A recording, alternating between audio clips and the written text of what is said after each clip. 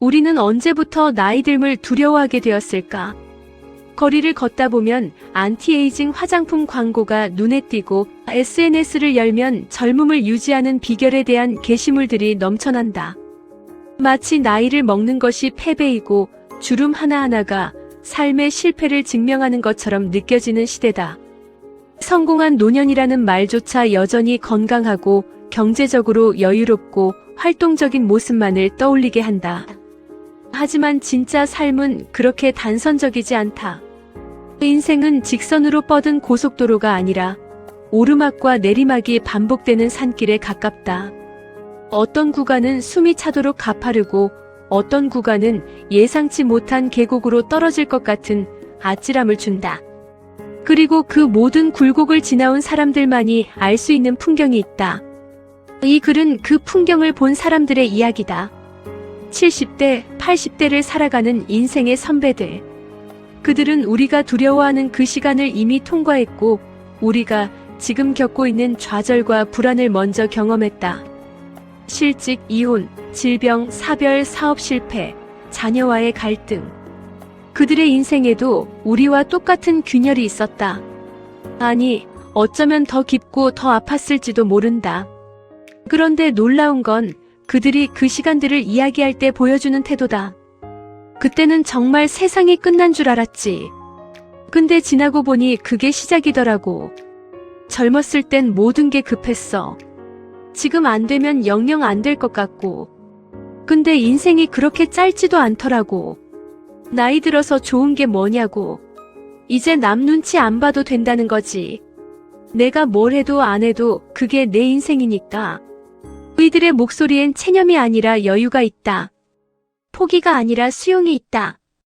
그리고 무엇보다 자기 자신을 용서하는 법을 배운 사람들만이 가질 수 있는 부드러움이 있다. 왜 우리는 시니어들의 경험담에 귀 기울여야 할까? 그것은 단순히 옛날 이야기를 듣기 위해서가 아니다. 그들의 살 속에는 우리가 지금 직면한 문제에 대한 해답이 있기 때문이다. 아니, 정확히 말하면 해답이라기보다는 관점의 전환이 있다. 현대를 살아가는 우리는 너무 많은 것을 동시에 이루려 한다. 30대에 집을 사야 하고 40대에 임원이 되어야 하고 50대에 노후를 준비해야 한다고 생각한다. SNS는 끊임없이 남들의 성공을 보여주고 우리는 자꾸 뒤처지는 것 같은 기분에 시달린다. 하루하루가 전쟁 같고 한 번의 실수가 인생 전체를 망칠 것 같은 불안 속에서 살아간다. 그런데 이미 그 시간을 다 통과한 사람들은 말한다. 인생은 생각보다 길고 실패는 생각보다 치명적이지 않으며 당신이 지금 놓친 것들은 나중에 다른 형태로 돌아온다고.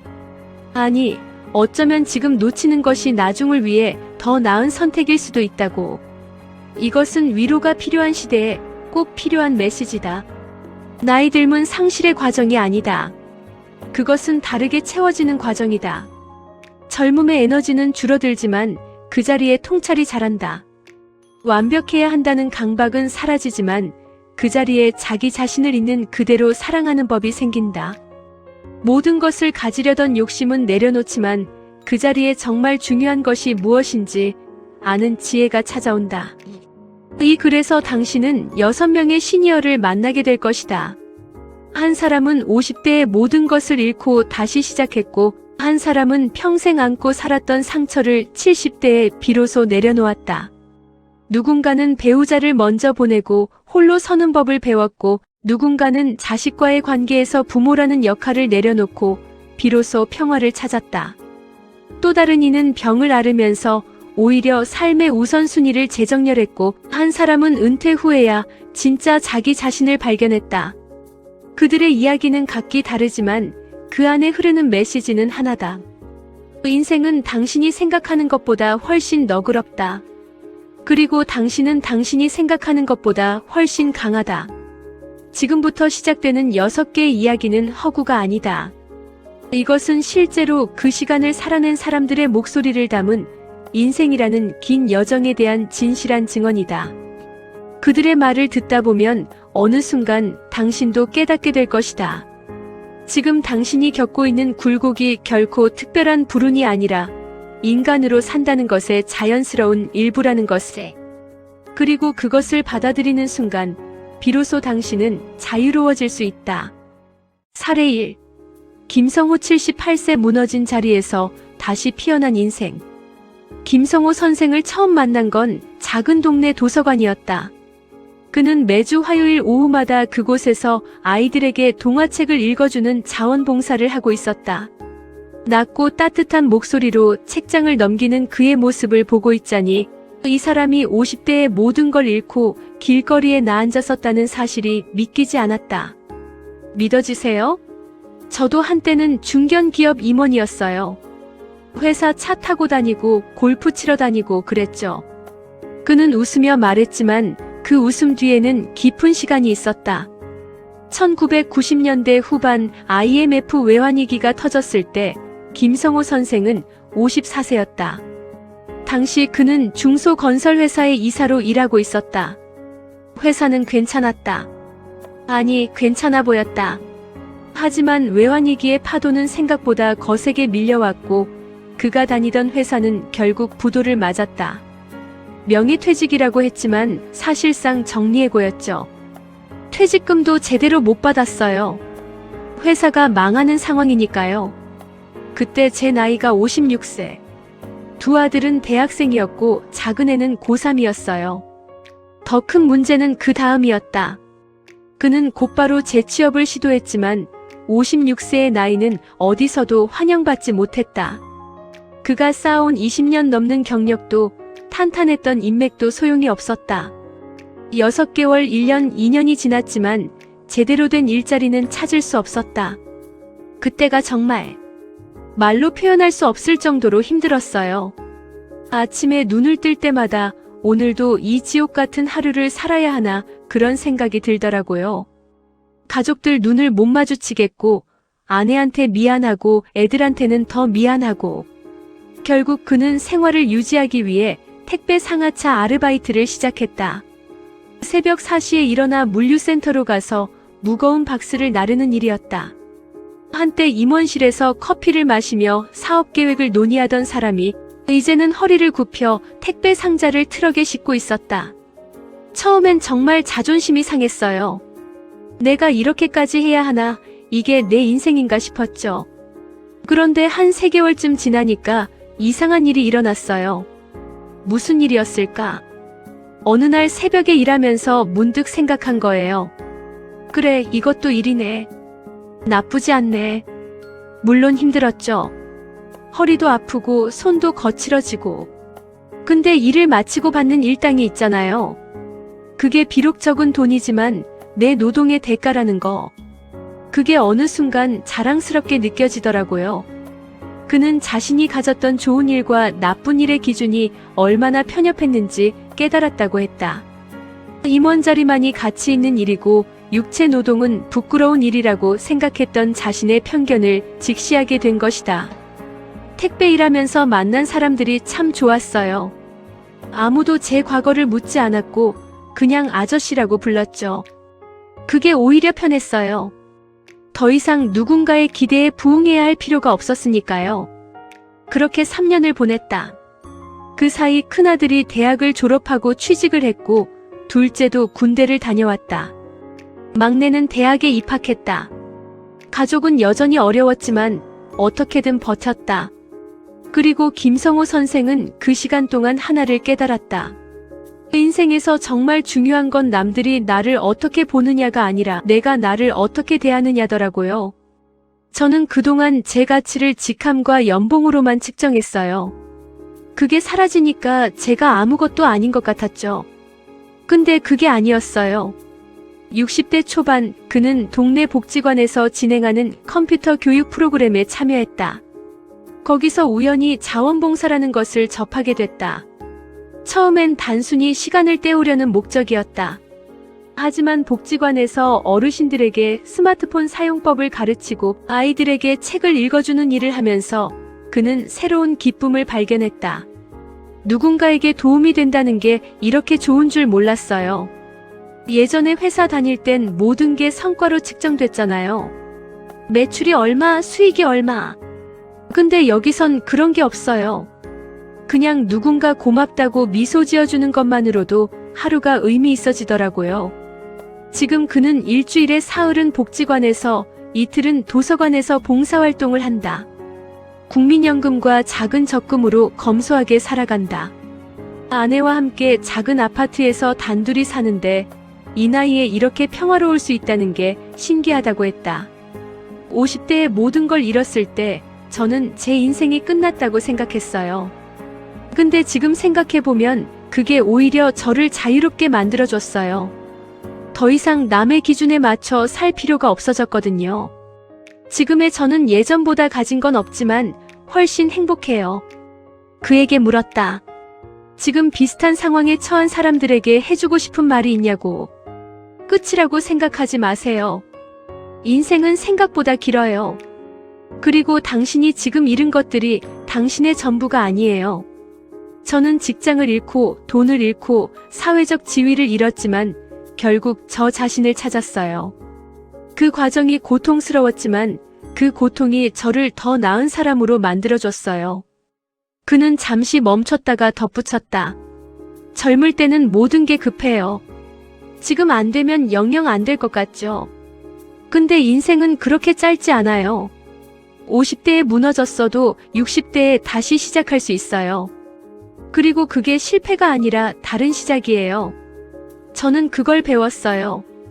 김성호 선생의 이야기를 듣고 있자니 그가 겪은 고통이 단순히 경제적 어려움만은 아니었음을 알 수 있었다. 그것은 정체성의 위기였고 자존감의 붕괴였으며 자기 자신과의 싸움이었다. 하지만 그 싸움을 통과한 그는 더 단단하고 더 자유로운 사람이 되어 있었다. 제 인생에서 가장 큰 선물은 실패였어요. 그게 저를 겸손하게 만들었고 진짜 중요한 게 뭔지 알게 해줬거든요. 성공했을 때는 몰랐던 것들이에요. 그는 이제 매주 화요일마다 도서관에 간다. 아이들은 그를 기다리고 그는 아이들에게 이야기를 들려준다. 그 시간이 그에게는 가장 행복한 시간이다. 임원실에서 보냈던 어떤 순간보다도. 사례 2. 박영순 73세 용서는 나를 위한 선물이었다. 박영순 할머니를 만난 곳은 한적한 카페였다. 그녀는 창가 자리에 앉아 뜨개질을 하고 있었는데 손놀림이 매우 능숙했다. 알고 보니 그녀는 최근 2년간 뜨개질로 만든 모자와 목도리를 노숙인 쉼터에 기부하는 활동을 해오고 있었다. 이거 하면 마음이 편해져요. 손을 움직이면 생각이 정리되거든요. 그녀가 말했다. 하지만 그 생각의 정리가 얼마나 오랜 시간이 걸린 작업이었는지는 이야기를 듣고 나서야 알 수 있었다. 박영순 할머니는 42년간 결혼 생활을 유지했다. 겉으로 보기엔 평범한 결혼이었다. 남편은 성실하게 직장을 다녔고 그녀는 전업주부로 두 딸을 키웠다. 경제적으로 어렵지 않았고 큰 싸움도 없었다. 하지만 행복하지 않았어요. 그녀는 조용히 말했다. 남편은 나쁜 사람이 아니었어요. 때리지도 않았고 바람 피우지도 않았어요. 그냥 저를 안 봤어요. 제가 뭘 좋아하는지 뭘 힘들어하는지 관심이 없었죠. 저는 그냥 집안일 하는 사람, 애들 키우는 사람, 그 이상도 이하도 아니었어요. 결혼 초기엔 그게 정상이라고 생각했다. 주변의 다른 부부들도 다 그렇게 살았고 어머니 세대는 더했다.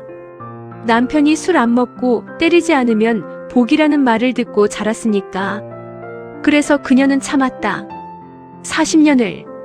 근데 참는 게 습관이 되면 나중엔 뭘 참고 있는지도 모르게 돼요. 저는 그렇게 살았어요. 제 감정을 억누르는 게 너무 자연스러워져서 어느 순간부터는 제가 뭘 원하는지도 몰랐어요. 전환점은 남편의 은퇴였다. 남편이 65세에 퇴직하고 집에 있는 시간이 많아지면서 그녀는 처음으로 심각한 우울감을 느꼈다. 남편은 하루 종일 집에 있으면서 TV를 보거나 낮잠을 잤다. 그녀에게 말을 거는 일도 거의 없었다. 그런데 이상하게도 남편이 집에 있으니 그녀는 더 외로웠다. 혼자 있을 때는 그래도 제 시간이라도 있었거든요. 친구 만나고 복지관 가고. 근데 남편이 집에 있으니까 나가기도 눈치 보이고 그렇다고 집에서 할 일도 없고. 그때 처음으로 생각했어요. 나는 왜 이렇게 사는 거지? 68세 되던 해 그녀는 우울증 진단을 받았다. 병원에서 상담을 받으면서 상담사가 물었다. 평생 화가 났던 적은 없으세요? 그 질문에 그녀는 울음을 터뜨렸다. 화가 나는 것도 사치라고 생각했어요. 제겐 화낼 권리도 없는 것 같았거든요. 남편이 나쁜 짓을 한 것도 아닌데 제가 뭐가 불만이냐는 거죠. 근데 상담 선생님이 그러시더라고요. 감정을 느끼는 건 당신의 권리라고. 그 말이 그녀에게는 충격이었다. 70평생 한 번도 들어본 적 없는 말이었다. 그녀에게는 항상 의무만 있었지 권리는 없었다. 좋은 아내가 되어야 할 의무, 좋은 엄마가 되어야 할 의무, 착한 며느리가 되어야 할 의무. 그 의무들을 다하느라 정작 자기 자신은 잃어버렸다. 상담을 받으면서 그녀는 조금씩 자신의 감정을 들여다보기 시작했다. 그리고 그 밑바닥에 깔려있던 것은 남편에 대한 원망이었다. 남편을 미워했어요. 진짜로. 40년 넘게 함께 살았지만 단 한 번도 제 이야기를 들어주지 않았던 사람. 제가 뭘 원하는지 물어보지 않았던 사람. 그게 너무 억울하고 화가 났어요. 하지만 동시에 그녀는 자신에게도 화가 났다. 왜 나는 말하지 않았을까? 왜 나는 그냥 참기만 했을까? 왜 나는 나를 먼저 생각하지 않았을까? 그게 후회되더라고요. 상담사는 그녀에게 조언했다. 남편과 대화를 시도해보세요.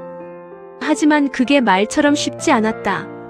평생 대화하지 않았던 사람과 어떻게 대화를 시작할 수 있을까? 그녀는 몇 번 시도했지만 남편은 무슨 소리냐며 귀찮아했다. 그때 깨달았어요. 남편은 변하지 않을 거라는 걸. 70년 넘게 그렇게 살아온 사람이 이제 와서 변할 리 없죠. 그리고 사실 그걸 원하는 것도 욕심이에요. 그렇다면 어떻게 해야 할까? 그녀는 이혼을 고려했다. 70대 이혼. 주변 사람들은 모두 말렸다. 이 나이에 무슨 이혼이냐? 그냥 참고 살아라. 애들 생각은 안 하냐? 하지만 그녀는 진지하게 고민했다. 결국 그녀가 내린 결론은 이혼이 아니었다. 대신 용서였다. 남편을 용서하기로 했어요. 그리고 저 자신도 용서하기로 했어요. 그게 무슨 의미냐고 물었다. 남편은 그럴 수밖에 없었던 사람이에요. 그 세대 남자들은 다 그렇게 배웠으니까요. 감정 표현하는 법도 모르고 아내를 동반자로 보는 법도 몰랐어요. 그건 남편 개인의 잘못이 아니라 시대의 한계였던 거예요. 그걸 인정하니까 조금 덜 억울하더라고요. 그리고 자기 자신에 대해서는 저도 제가 할 수 있는 만큼 했어요. 그 시절엔 그게 최선이었어요. 지금의 제가 과거의 저를 판단할 순 없죠. 그러니까 저도 저를 용서해야 했어요. 넌 잘했어. 넌 최선을 다했어. 그렇게 말해주는 거예요. 저 자신한테. 용서를 결심한 후 그녀의 삶은 조금씩 바뀌기 시작했다. 남편은 여전히 똑같았지만 그녀는 더 이상 남편의 태도에 일희일비하지 않았다. 대신 자신의 삶을 살기 시작했다. 친구들을 만나고 취미 활동을 하고 자원봉사를 시작했다. 남편 눈치 안 봐요. 나가고 싶으면 나가고 하고 싶은 거 해요. 남편한테 허락받을 필요 없어요. 저는 제 인생의 주인이니까요. 지금 그녀는 일주일에 3번 뜨개질 모임에 나가고 한 번은 노인대학에서 서예를 배운다. 토요일엔 손녀를 봐주고 일요일엔 친구들과 등산을 간다. 남편은 여전히 집에서 TV를 보지만 그건 남편의 선택이다. 결혼 생활이 행복하냐고요? 아니에요. 근데 불행하지도 않아요. 그냥 담담해요. 40년간 쌓인 원망을 놓아버리니까 남편도 그냥 함께 사는 사람이 되더라고요. 미워하지도 사랑하지도 않는 그냥 같은 집에 사는 사람. 그녀는 자신과 비슷한 상황에 있는 사람들에게 이렇게 말한다. 용서는 상대방을 위한 게 아니에요. 나를 위한 거예요. 원망을 안고 사는 게 얼마나 힘든지 아세요? 그게 나를 갉아먹어요. 그걸 내려놓는 순간 비로소 자유로워져요. 그리고 덧붙였다. 나이 들어서 좋은 게 뭐냐면요. 이제 억지로 행복한 척 안 해도 된다는 거예요. 젊을 땐 주변 사람들한테 우리 부부 좋다 이런 말 들으려고 애썼거든요. 근데 이젠 그럴 필요 없어요. 불행하면 불행한 거고 행복하면 행복한 거예요. 있는 그대로를 인정하는 게 편해요. 박영순 할머니의 이야기는 화해나 극적인 반전이 없었다. 하지만 그녀는 자신만의 방식으로 평화를 찾았다. 그것은 상황을 바꾸는 것이 아니라 상황을 바라보는 시선을 바꾸는 것이었다. 그리고 그 시선의 전환이 그녀에게 진짜 자유를 가져다 주었다. 사례 3. 이정민 76세 아내를 떠나보내고 배운 것. 이정민 선생은 조용한 사람이었다. 말수가 적고 표정 변화도 크지 않았다. 하지만 그의 눈빛에는 깊이가 있었다. 오랜 시간 혼자 사색한 사람만이 가질 수 있는 그런 눈빛. 그를 만난 곳은 한강변 산책로였다. 그는 매일 아침 이곳을 걷는다고 했다. 아내와 함께 걷던 길. 아내가 떠난 지 5년 됐어요. 췌장암이었어요. 진단받고 6개월 만에 갔죠. 그는 담담하게 말했지만 그 담담함 뒤에는 엄청난 슬픔이 있었다. 45년을 함께 산 사람을 반년 만에 보내야 했던 슬픔. 처음엔 믿기지 않았어요. 아내가 평생 건강했거든요. 담배도 안 피우고 술도 안 마시고 운동도 꾸준히 하고. 그런데 갑자기 배가 아프다고 해서 병원 갔는데 말기라는 거예요. 의사는 수술도 어렵다고 했다. 항암 치료를 해봐야 시간을 조금 늘릴 수 있을 뿐이라고. 아내는 항암 치료를 거부했다. 머리 빠지고 토하고 그렇게 고생하면서 몇 달 더 사느니 차라리 편하게 가고 싶다고 하더라고요. 저는 반대했어요. 조금이라도 더 함께 있고 싶었으니까요. 근데 아내가 그러더라고요. 당신이 아니라 나야. 내가 선택할게. 그 말에 할 말이 없었어요. 그래서 그들은 마지막 6개월을 여행으로 보냈다. 제주도도 가고 경주도 가고 강원도도 갔다. 아내가 가고 싶어 했던 곳들을 다 다녔다. 이상한 게 뭐냐면요. 그 6개월이 45년 결혼 생활 중에서 가장 행복했어요. 어떻게 그럴 수 있냐고 물었다. 죽음이 가까이 있으니까 모든 게 소중해지더라고요. 아침에 함께 밥 먹는 것, 손잡고 걷는 것, 같이 TV 보는 것. 그런 일상적인 것들이 얼마나 귀한지 그제야 알았어요. 그 전까지는 당연한 줄 알았거든요. 아내는 마지막 한 달을 병원이 아닌 집에서 보냈다. 호스피스 간호사가 일주일에 2번 왔고 나머지 시간은 이정민 선생이 간병했다. 힘들었지만 후회 없어요. 제가 아내를 위해 할 수 있는 마지막 일이었으니까요. 아내는 평화롭게 숨을 거뒀다. 그의 손을 잡고 마지막 말을 남겼다. 고마웠어. 행복했어. 그게 마지막 말이었어요.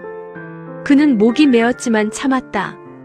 장례를 치르고 사람들이 다 가고 집에 혼자 남았을 때, 그때부터가 진짜 지옥이었어요. 45년간 함께 살았던 사람이 사라진 집. 모든 것이 아내의 흔적으로 가득했다. 옷장에 걸린 옷, 화장대 위에 화장품, 부엌의 앞치마. 하나하나가 다 아내를 떠올리게 했다. 처음 몇 달은 정말 미칠 것 같았어요. 밤에 잠을 못 잤어요. 눈을 감으면 아내 생각밖에 안 나고 잠들면 꿈에 나타나고 아침에 일어나면 한동안 아내가 부엌에 있을 것 같은 착각이 들었어요. 그는 우울증 약을 먹었고 상담도 받았다. 하지만 가장 큰 도움이 된 건 딸의 조언이었다. 딸이 그러더라고요. 아빠, 엄마 물건들 다 치우지 마. 천천히 해. 그리고 엄마한테 말 걸어. 혼자 중얼거려도 괜찮아. 그래서 그렇게 했어요. 그는 아내의 사진 앞에서 매일 대화를 나눴다. 오늘 날씨 좋네. 산책할까? 저녁에 뭐 먹을까? 보고 싶어. 그런 일상적인 말들을. 사람들은 이상하게 볼 수도 있겠죠. 근데 저한텐 그게 필요했어요. 아내를 보낸 건 받아들이지만 아내와의 관계까지 끝낼 순 없었거든요. 시간이 지나면서 그는 조금씩 혼자 사는 법을 배워갔다. 요리를 배웠고 빨래도 하고 청소도 했다. 아내가 평생 해왔던 일들을 하나씩 해보면서 아내가 얼마나 많은 일을 했는지 깨달았다. 부끄러운 고백이지만 저는 평생 집안일을 안 했어요. 그게 아내 일이라고 생각했거든요. 근데 혼자 살게 되니까 모든 걸 제가 해야 하잖아요. 처음엔 짜증났어요. 왜 이렇게 할 일이 많은지. 근데 하다 보니까 아내가 정말 대단했다는 걸 알겠더라고요. 그는 아내에게 고마워하지 못했던 것들을 뒤늦게 알아갔다. 매일 아침 차려진 밥상, 깨끗하게 정돈된 집, 다려진 옷. 그 모든 것이 저절로 된 게 아니었다. 만약 아내가 지금 살아있다면 제일 먼저 할 말이 고맙다예요. 그리고 미안하다. 당연하게 여겼던 것들이 얼마나 귀한 건지 너무 늦게 알았어요. 지금 그는 혼자 살지만 외롭지 않다고 했다. 일주일에 2번은 딸네 집에 가서 손주를 봐주고 1번은 친구들을 만난다. 나머지 시간은 집에서 책을 읽거나 산책을 한다. 아내가 떠나고 나서야 비로소 제 인생을 살게 된 것 같아요. 이상하죠? 45년을 함께 살았는데 정작 혼자가 되고 나서 저를 발견했어요. 무슨 의미냐고 물었다. 평생 저는 누군가의 남편, 누군가의 아버지, 누군가의 직장 동료로만 살았어요. 이정민이라는 사람 자체로 산 적이 없었던 것 같아요.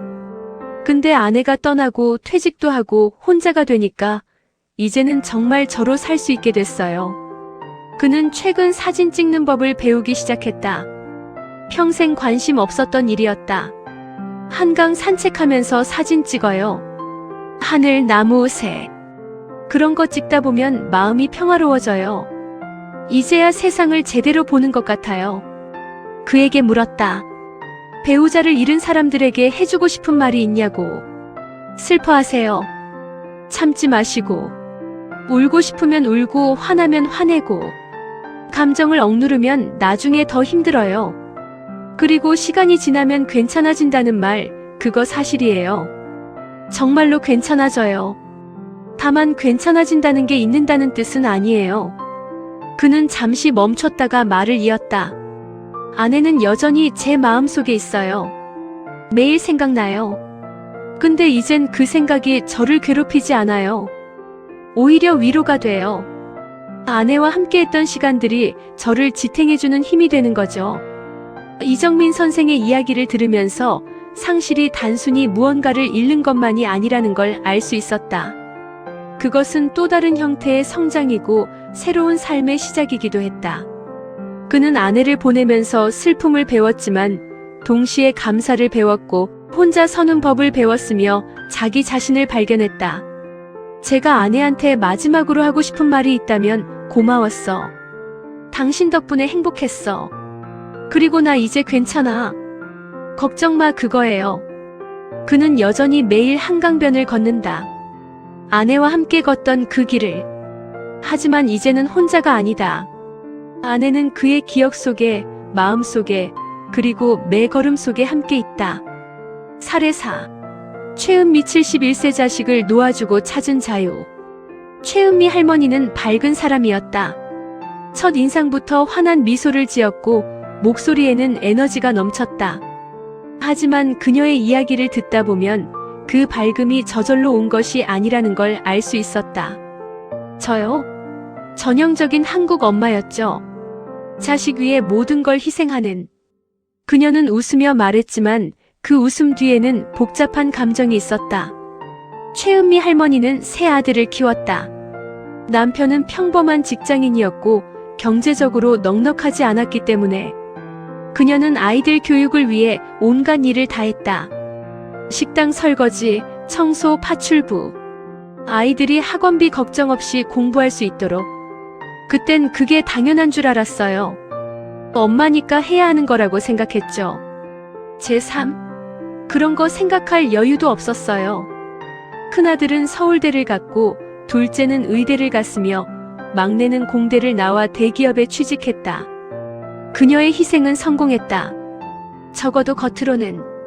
애들이 다 성공했을 때 주변에서 부러워했어요. 너는 복 받았다.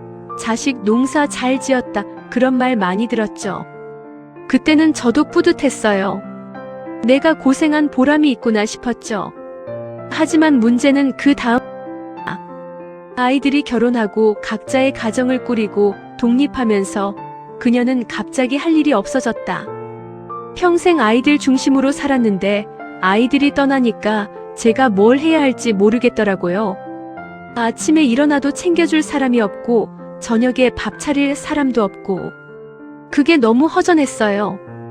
그녀는 아이들에게 자주 연락했다. 밥은 먹었는지, 건강은 어떤지, 집안은 잘 돌아가는지. 처음엔 아이들도 잘 받았다. 하지만 점점 그 연락이 부담스러워지기 시작했다. 큰애가 어느 날 그러더라고요. 엄마, 나 이제 어른이야. 알아서 잘 살 수 있어. 너무 걱정하지 마. 그 말이 서운했어요. 내가 걱정하는 게 뭐가 나쁘다고. 하지만 둘째 며느리가 더 직설적이었다. 며느리가 남편한테 불만을 얘기했는데 그게 저한테까지 들렸어요. 시어머니가 너무 간섭한다. 우리 부부 일인데 자꾸 끼어든다 이런 얘기를. 그때 정말 충격받았어요. 그녀는 자신이 사랑으로 한 일들이 상대방에게는 간섭으로 느껴진다는 사실을 받아들이기 힘들었다. 저는 그냥 도와주려고 했던 건데요. 애들이 힘들까봐, 며느리들이 서툴까봐. 근데 그게 오히려 부담이었던 거죠. 그녀는 한동안 우울했다. 평생 자식들을 위해 살았는데 정작 자식들은 자신을 필요로 하지 않는다는 생각이 들었다. 나는 뭐지? 나는 이제 쓸모없는 사람인가? 전환점은 친구의 조언이었다. 같은 또래의 친구가 그녀에게 말했다. 애들 인생은 애들 거야. 넌 내 인생 살아야지. 간단한 말이었지만 그녀에게는 깨달음이었다. 맞아요.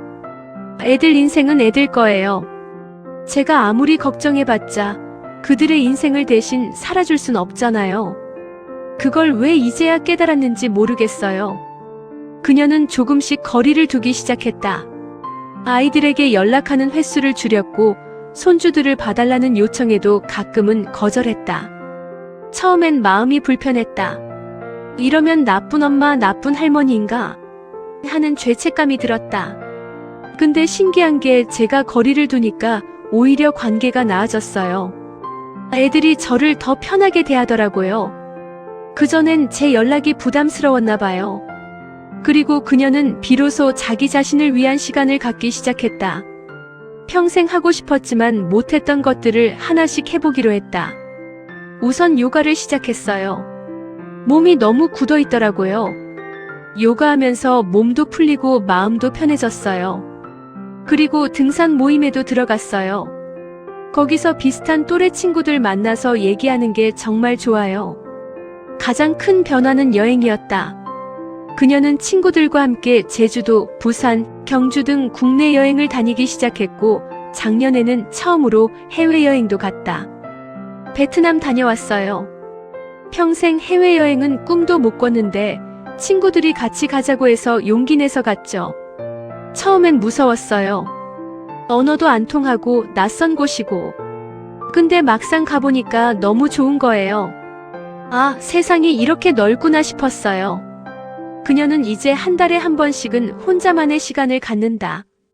카페에 가서 책을 읽거나 영화를 보거나 그냥 멍하니 앉아있기도 한다.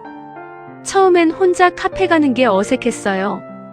주변 눈치도 보이고. 근데 몇 번 하다 보니까 익숙해지더라고요. 이제는 혼자 있는 시간이 제일 편해요. 자식들과의 관계도 변했다. 예전처럼 자주 연락하지 않지만 만날 때는 더 진솔한 대화를 나눈다. 그녀는 이제 자식들의 삶에 조언하지 않는다. 대신 그들의 이야기를 듣는다. 큰애가 최근에 직장에서 힘든 일이 있다고 하더라고요. 예전 같았으면 제가 이래라 저래라 했을 거예요. 근데 이젠 그냥 들어주기만 해요. 힘들겠다. 내가 잘 판단할 거야. 이렇게만. 그랬더니 아들이 그러더라고요. 엄마 얘기 들어줘서 고마워. 그 말 들으니까 뿌듯하더라고요. 그녀는 비슷한 상황에 있는 부모들에게 조언한다. 자식 놓아주세요. 그게 진짜 사랑이에요. 자식들도 어른이에요. 실수도 하고 넘어지기도 하겠지만 그게 그들의 인생이에요. 우리가 대신 살아줄 순 없어요. 그리고 덧붙였다. 그리고 이제 당신 인생을 사세요. 평생 자식 위해 살았으면 충분해요. 이제 남은 시간은 당신을 위해 쓰세요. 그게 이기적인 게 아니에요. 그게 건강한 거예요. 최은미 할머니는 이제 자유롭다. 자식들의 승인을 구할 필요도 누군가를 돌봐야 한다는 의무감도 없다. 그녀는 비로소 최은미라는 한 사람으로 살고 있다. 나이 들어서 좋은 게 뭐냐고요? 이제 내 마음대로 살 수 있다는 거죠. 70년 넘게 살았으면 이제 좀 내 마음대로 살아도 되잖아요. 사례 5. 강태우 83병을 통해 배운 삶의 우선순위. 강태우 선생은 80살이라는 나이가 믿기지 않을 정도로 정정했다. 목소리에 힘이 있었고 걸음걸이도 빨랐다. 하지만 10년 전만 해도 그는 죽음의 문턱까지 갔다 온 사람이었다. 2014년에 심근경색이 왔어요. 한밤중에 가슴이 너무 아파서 깼는데 식은땀이 주르륵 흐르고 숨을 쉴 수가 없더라고요. 119를 불러 응급실로 갔고 의사는 말했다. 30분만 늦었어도 위험했습니다. 심장에 혈관이 막혀 있었고 즉시 스텐트 시술을 받았다. 그때 처음으로 나 죽을 수도 있구나 하는 걸 실감했어요. 그 전까지는 죽음이 남의 이야기였거든요. 퇴원 후 의사는 생활 습관을 완전히 바꿔야 한다고 했다. 담배를 끊고 술을 줄이고 운동을 하고 스트레스를 관리하라고. 하지만 강태우 선생에게 그건 쉽지 않은 일이었다. 저는 평생 워커홀릭이었어요. 작은 무역회사를 운영했는데 하루에 15시간씩 일했어요. 주말도 없이. 가족보다 일이 우선이었죠. 그의 아내는 늘 불만이었다. 당신은 일만 알지 가족은 안중에도 없다고. 하지만 그는 그게 가족을 위한 일이라고 생각했다. 돈을 벌어야 가족을 먹여 살리고 아이들을 대학 보낼 수 있으니까. 근데 심장병 걸리고 나니까 그게 얼마나 잘못된 생각이었는지 알겠더라고요. 병원에서 일주일 입원해 있는 동안 그는 많은 생각을 했다. 만약 그날 죽었다면 무엇이 남았을까? 돈? 회사? 그것들이 뭐가 중요한가? 아내가 매일 병원에 와서 저를 돌봐줬어요. 밥도 해오고 옷도 갈아입혀주고. 그 모습을 보면서 제가 얼마나 아내를 소홀히 했는지 깨달았어요. 퇴원 후 그는 회사를 정리하기로 했다. 직원들은 놀랐다. 사장님 왜 그러세요? 회사 잘 되고 있잖아요. 하지만 그는 결심이 확고했다. 더 이상 일에 인생을 소모하고 싶지 않았어요. 그동안 못해본 것들을 하고 싶었죠. 회사를 정리하는데 1년이 걸렸다. 그리고 71세의 나이에 그는 비로소 은퇴했다. 은퇴하고 처음 한 개월은 뭘 해야 할지 몰랐어요. 평생 일만 했으니까. 그냥 집에서 TV 보고 낮잠 자고. 그랬더니 아내가 그러더라고요. 당신 이러다 치매 온다. 그 말 듣고 정신 차렸죠. 그는 새로운 일과를 만들었다. 아침에 일어나면 아내와 함께 산책을 한다. 1시간 정도. 그리고 오전에는 책을 읽거나 글을 쓴다. 점심을 먹고 낮잠을 자고 오후에는 운동을 하거나 친구를 만난다. 단순해 보이지만 이게 제일 행복해요. 예전엔 매일 정신없이 바빴는데 지금은 하루하루가 여유로워요. 가장 큰 변화는 아내와의 관계였다. 결혼 40년 만에 그는 아내와 제대로 된 대화를 나누기 시작했다. 부끄러운 얘기지만 저는 아내가 뭘 좋아하는지도 몰랐어요. 좋아하는 음식, 좋아하는 영화, 좋아하는 색깔. 그런 거 하나도 몰랐어요. 같이 산 지 40년이 넘었는데 그는 아내에게 물어보기 시작했다. 당신은 뭐가 좋아? 처음엔 아내도 어색해했다. 갑자기 왜 이래? 하지만 조금씩 마음을 열었다. 아내가 여행을 좋아한다는 걸 그때 알았어요. 그래서 같이 여행 다니기 시작했죠. 국내 여기저기 나중엔 해외도 갔어요. 작년엔 유럽 한 달 여행 다녀왔어요. 여행을 다니면서 그는 아내의 다른 모습을 발견했다. 계획을 짜는 것도 아내가 더 잘하고 길을 찾는 것도 아내가 더 능숙했다. 제가 평생 제일 잘난 줄 알았는데 아내가 저보다 훨씬 능력이 있더라고요. 그냥 기회가 없었던 거죠. 건강도 많이 좋아졌다. 규칙적인 운동과 식단 관리 덕분에 심장도 안정됐고 체력도 좋아졌다. 의사는 이렇게 잘 관리하는 환자 드물다고 칭찬했다. 건강이 나빠지고 나서야 건강이 얼마나 중요한지 알았어요. 돈 많이 벌어봤자 건강 잃으면 소용없어요. 그는 요즘 자서전을 쓰고 있다. 손주들에게 남겨주려고. 제 인생을 돌아보면서 후회되는 것도 많고 잘한 것도 있고. 그걸 정리하면서 느끼는 게 인생에서 정말 중요한 건 얼마나 많이 가졌느냐가 아니라 얼마나 의미 있게 살았느냐더라고요. 그에게 물었다. 병을 앓기 전과 후 가장 큰 차이가 뭐냐고. 우선순위가 바뀌었어요. 예전엔 1순위가 일, 2순위가 돈, 3순위가 가족이었어요. 근데 지금은 1순위가 건강, 2순위가 가족, 3순위가 나 자신이에요. 일과 돈은 이제 관심 없어요. 그리고 덧붙였다. 병이 제게 준 선물이에요. 이상하게 들리겠지만 그 병 덕분에 제가 깨어났어요. 그게 아니었으면 저는 계속 잘못된 방향으로 달렸을 거예요. 강태우 선생은 비슷한 처지의 사람들에게 이렇게 말한다. 건강 잃기 전에 깨닫세요. 저처럼 죽음의 문턱까지 가봐야 아는 게 아니라 지금 당장 우선순위를 바로 세우세요. 일이 당신의 전부가 아니에요. 가족이 있고 친구가 있고 당신 자신이 있어요. 그는 이제 매일 아침 아내와 손을 잡고 산책한다. 그 시간이 하루 중 가장 행복한 시간이다. 회사에서 큰 계약을 따냈을 때보다 많은 돈을 벌었을 때보다 훨씬 더 행복하다. 80살에 이런 행복이 있을 줄 몰랐어요. 병 때문에 힘들었지만 그 덕분에 인생의 진짜 의미를 알게 됐어요. 후회 없어요. 사례 6. 윤미선 74세 은퇴 후에 찾은 진짜 나. 윤미선 선생은 30년간 중학교 국어교사로 일했다. 학생들을 가르치는 것이 천직이라고 생각했고 정년까지 열심히 일했다. 하지만 60세에 은퇴하고 나서 그녀는 심각한 정체성 혼란을 겪었다. 평생 선생님으로 살았는데 은퇴하고 나니까 제가 누군지 모르겠더라고요. 학교에 다닐 때는 매일이 바빴다. 수업 준비하고 학생들 상담하고 학부모 만나고 쉴 틈이 없었다. 그런데 은퇴하고 나니 갑자기 시간이 너무 많았다. 처음 6개월은 정말 힘들었어요. 아침에 일어나도 할 일이 없고 학교에 가지 않으니까 하루가 너무 길더라고요. TV만 보다가 하루가 가고 그러다 보니 우울해졌어요.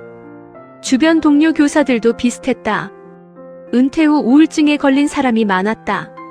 어떤 사람은 아예 집에만 틀어박혀 지냈고 어떤 사람은 건강이 급격히 나빠졌다. 평생 일에 정체성을 둔 사람들이 일을 잃으면 자기 자신도 잃어버려요. 저도 그랬어요.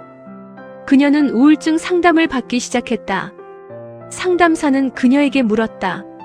선생님이 아닌 윤미선은 누구인가요? 그 질문에 그녀는 대답할 수 없었다. 평생 선생님으로만 살았지 윤미선으로 산 적이 없었던 거예요. 제 취미가 뭔지, 제가 뭘 좋아하는지 하나도 몰랐어요. 상담사는 조언했다. 이제부터 당신 자신을 찾아보세요. 하고 싶었지만 못했던 것들을 해보세요. 그녀는 리스트를 만들었다. 평생 하고 싶었지만 시간이 없어서 못했던 것들. 그림 그리기, 악기 배우기, 여행, 봉사활동, 글쓰기. 리스트를 만들고 나니 할 일이 보였다. 가장 먼저 시작한 게 그림이었어요. 어릴 때부터 그림 그리는 걸 좋아했는데 현실적인 이유로 교대에 갔거든요. 60년 만에 다시 붓을 잡았어요. 처음엔 서툴렀다. 당연했다. 60년간 그림을 그려본 적이 없으니까. 하지만 그리는 과정 자체가 즐거웠다. 그림을 그리면서 제 안에 이런 창조적인 부분이 있었구나 하는 걸 발견했어요. 선생님으로 살 때는 몰랐던 제 모습이었어요. 그녀는 복지관에서 진행하는 미술교실에 등록했다.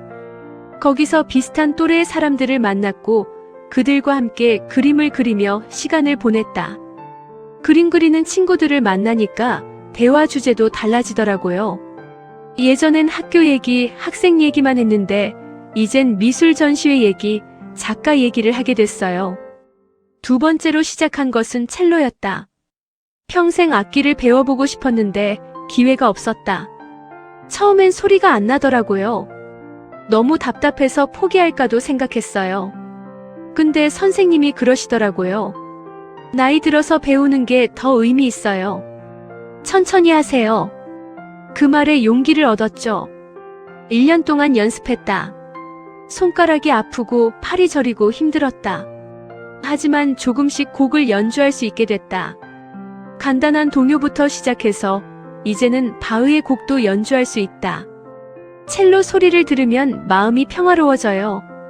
제가 이런 소리를 낼 수 있다는 게 신기해요. 세 번째는 글쓰기였다. 그녀는 평생 학생들에게 글을 가르쳤지만 정작 자신의 글을 써본 적은 거의 없었다. 은퇴 후 2년쯤 지나서 제 인생을 돌아보는 에세이를 쓰기 시작했어요. 처음엔 일기처럼 쓰다가 나중엔 제대로 된 글이 됐어요. 그녀는 지난 3년간 쓴 글을 모아 자비 출판했다. 책 제목은 선생님이 아닌 나. 많이 팔린 건 아니지만 주변 사람들이 읽고 좋아했다. 제 책을 읽은 동료 교사가 그러더라고요.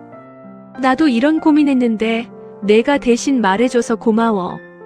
그 말 듣고 뿌듯했어요. 가장 큰 변화는 내려놓음이었다. 그녀는 평생 완벽주의자였다. 수업도 완벽하게 준비하고 학생들 평가도 꼼꼼하게 하고 모든 게 완벽해야 했다. 근데 은퇴하고 나서 완벽하지 않아도 괜찮다는 걸 배웠어요. 그림을 그려도 삐뚤삐뚤해도 괜찮고 첼로를 연주해도 틀려도 괜찮아요. 그냥 즐기면 되는 거예요. 그녀는 이제 자신에게 너그러워졌다. 실수해도 괜찮고 느려도 괜찮다. 나이 들수록 완벽함보다는 과정이 중요하다는 걸 깨달았다. 60대 초반엔 이제 늙었다, 끝났다 이런 생각을 많이 했어요. 근데 70대 중반인 지금 오히려 제일 자유로워요. 이제 남 눈치 안 봐도 되고 평가받지 않아도 되고 그냥 제가 하고 싶은 것만 하면 돼요. 그녀에게 물었다. 은퇴를 앞둔 사람들에게 해주고 싶은 말이 있냐고. 은퇴는 끝이 아니라 시작이에요. 새로운 인생의 시작. 직장이라는 정체성을 내려놓고 진짜 자기 자신을 찾을 수 있는 기회예요. 그리고 덧붙였다. 두려워하지 마세요. 나이 들어서도 새로운 걸 배울 수 있어요. 저는 60세에 그림을 시작했고 62세에 첼로를 배웠어요. 늦은 나이는 없어요. 시작하고 싶으면 지금 당장 시작하세요. 윤미선 선생은 이제 매주 화요일엔 미술교실에 가고 목요일엔 첼로 레슨을 받으며 주말엔 글을 쓴다. 바쁜 일정이지만 전혀 지치지 않는다. 교사로 일할 때보다 더 바빠요. 근데 이건 제가 하고 싶어서 하는 거니까 전혀 힘들지 않아요. 오히려 행복해요. 그녀의 다음 목표는 작은 전시회를 여는 것이다. 3년간 그린 그림들을 모아서 동네 작은 갤러리에서 전시하는 것. 많은 사람이 보지 않아도 괜찮아요. 그냥 제가 해냈다는 게 중요해요. 60세에 시작해서 74세에 전시회를 여는 거, 그것만으로도 의미 있잖아요. 3. 공통된 메시지. 6사람의 이야기를 듣다 보면 하나의 패턴이 보인다. 모두가 인생의 어느 시점에서 큰 굴곡을 겪었다. 실직, 상실, 질병, 관계의 갈등. 그 순간들은 분명 고통스러웠고 때로는 절망적이기까지 했다. 하지만 그 굴곡을 통과한 그들은 이전보다 더 단단하고 자유로운 사람이 되어 있었다. 첫 번째 공통점은 내려놓음이다. 김성호 선생은 사회적 지위를 내려놓았고 박영순 할머니는 원망을 내려놓았다. 이정민 선생은 배우자를 떠나보내며 집착을 내려놓았고 최은미 할머니는 자식에 대한 과도한 책임감을 내려놓았다. 강태우 선생은 일에 대한 강박을 내려놓았고 윤미선 선생은 완벽주의를 내려놓았다. 내려놓는다는 것은 포기가 아니다. 그것은 오히려 선택이다. 무엇이 진짜 중요한지 깨닫고 나머지를 놓아주는 용기. 그 과정을 통해 그들은 더 가벼워졌고 더 자유로워졌다. 두 번째 공통점은 관점의 전환이다. 실패는 끝이 아니라 다른 시작이었고 상실은 새로운 발견의 계기였다. 병은 삶의 우선순위를 재정렬하는 기회였고 은퇴는 진짜 자신을 찾는 시간이었다. 젊을 때는 모든 것을 흑백 논리로 본다. 성공 아니면 실패, 행복 아니면 불행. 하지만 나이가 들면서 그들은 배웠다. 인생은 그렇게 단순하지 않다는 것을. 실패 속에도 배움이 있고 불행 속에도 성장이 있다는 것을. 세 번째 공통점은 용서와 수용이다. 박영순 할머니는 남편을 용서했고 자기 자신도 용서했다. 이정민 선생은 아내의 부재를 받아들였고 최은미 할머니는 자식들의 독립을 인정했다. 강태우 선생은 자신의 한계를 받아들였고 윤미선 선생은 불완전함을 수용했다. 용서와 수용은 체념이 아니다. 그것은 현실을 있는 그대로 보는 용기다. 바꿀 수 없는 것은 받아들이고 바꿀 수 있는 것에 집중하는 지혜다. 네 번째 공통점은 세대 간 공감의 가능성이다. 그들이 겪은 문제는 특정 세대만의 문제가 아니다. 정체성의 혼란, 관계의 갈등, 상실의 아픔, 불안과 두려움. 이것은 모든 세대가 공통적으로 겪는 인간의 보편적 경험이다. 20대는 진로에 대한 불안을 겪고 30대는 경력과 가정의 균형에 고민하며 40대는 중년의 위기를 겪고 50대는 노화와 은퇴를 준비한다. 각 세대가 마주하는 구체적인 상황은 다르지만 그 밑바닥에 깔린 감정은 같다. 그래서 시니어들의 이야기는 젊은 세대에게도 의미가 있다. 그들은 이미 그 길을 걸어왔고 우리가 지금 겪고 있는 혼란을 먼저 경험했다. 그들의 이야기를 듣는 것은 우리 미래의 지도를 미리 보는 것과 같다. 다섯 번째 공통점은 나이 듦에 대한 재정이다. 이들은 모두 말한다. 나이 드는 것이 상실의 과정만은 아니라고. 물론 잃는 것도 있다. 체력도 줄고 기억력도 떨어지고 사회적 역할도 축소된다. 하지만 동시에 얻는 것도 있다. 여유, 통찰, 자유, 너그러움, 유머, 지혜. 이런 것들은 젊음으로는 얻을 수 없다. 오직 시간과 경험을 통해서만 얻을 수 있는 것들이다. 나이 듦은 다르게 채워지는 과정이다. 한쪽이 비워지면 다른 쪽이 채워진다. 에너지는 줄지만 지혜가 자라고 욕심은 사라지지만 평화가 찾아온다. 젊음의 열정은 식지만 그 자리에 깊이 있는 이해가 생긴다. 여섯 번째 공통점은 지금 여기에 집중하는 법을 배웠다는 것이다. 젊을 때는 늘 미래를 걱정한다. 10년 후, 20년 후를 계획하고 그에 맞춰 현재를 희생한다. 하지만 나이가 들면서 그들은 깨달았다. 진짜 중요한 것은 지금 이 순간이라는 것을. 이정민 선생은 매일 아침 한강을 걸으며 지금을 느낀다. 강태우 선생은 아내와 손잡고 산책하며 현재를 만끽한다. 윤미선 선생은 첼로를 연주하며 이 순간에 집중한다. 과거에 대한 후회나 미래에 대한 불안에서 벗어나 지금 이 순간을 온전히 경험하는 것. 그것이 그들이 배운 가장 큰 지혜다. 이 모든 공통점을 관통하는 하나의 메시지가 있다. 4. 결론. 이 글을 읽고 있는 당신은 지금 어떤 시간을 보내고 있는가? 어쩌면 직장에서 해고 통보를 받았을 수도 있고 사랑하는 사람과 이별했을 수도 있다. 건강진단에서 나쁜 결과를 들었을 수도 있고 평생 쌓아온 것이 한순간에 무너지는 경험을 했을 수도 있다. 혹은 단순히 삶이 막연하게 불안하고 앞으로 어떻게 살아야 할지 모르겠다는 생각에 잠 못 이루는 밤을 보내고 있을지도 모른다. 그렇다면 이 말을 전하고 싶다. 당신은 괜찮다. 지금 당신이 겪고 있는 그 굴곡은 당신만의 특별한 불운이 아니다. 그것은 인간으로 산다는 것의 자연스러운 일부다. 모든 사람이 각자의 방식으로 넘어지고 일어서고 다시 넘어지며 살아간다. 이 글에 등장한 6명의 시니어들도 그랬다. 그들은 당신보다 먼저 그 길을 걸었고 지금은 그 경험을 통해 더 단단하고 자유로운 사람이 되었다. 그들이 할 수 있었다면 당신도 할 수 있다. 지금 겪는 고통은 헛되지 않다. 김성호 선생에게 실직은 끝이 아니라 새로운 시작이었다. 박영순 할머니에게 오랜 결혼 생활의 억압은 결국 자유를 찾는 계기가 되었다. 이정민 선생에게 아내의 죽음은 삶의 소중함을 깨닫게 했고 최은미 할머니에게 자식과의 거리두기는 진짜 사랑을 배우는 과정이었다. 강태우 선생에게 심장병은 인생의 우선순위를 바로 세우는 기회였고 윤미선 선생에게 은퇴는 진짜 자신을 찾는 여정이었다. 당신의 고통도 마찬가지다. 지금은 의미를 찾을 수 없을지 모르지만 시간이 지나면 알게 될 것이다. 그 고통이 당신을 어떻게 변화시켰는지, 어떤 깨달음을 주었는지. 인생은 당신이 생각하는 것보다 길다. 50대에 모든 것을 잃어도 60대에 다시 시작할 수 있다. 70대에 새로운 것을 배울 수 있고 80대에도 여전히 성장할 수 있다. 나이는 숫자일 뿐 당신의 가능성을 제한하지 않는다. 늦은 나이는 없다. 다만 시작하지 않는 삶이 있을 뿐이다. 내려놓아도 괜찮다. 완벽하지 않아도 괜찮고 모든 것을 성취하지 못해도 괜찮다. 남들의 기대에 부응하지 못해도 사회가 정한 기준에 미치지 못해도 괜찮다. 당신이 당신 자신에게 진실하다면 그것으로 충분하다. 나이 드는 것을 두려워하지 마라.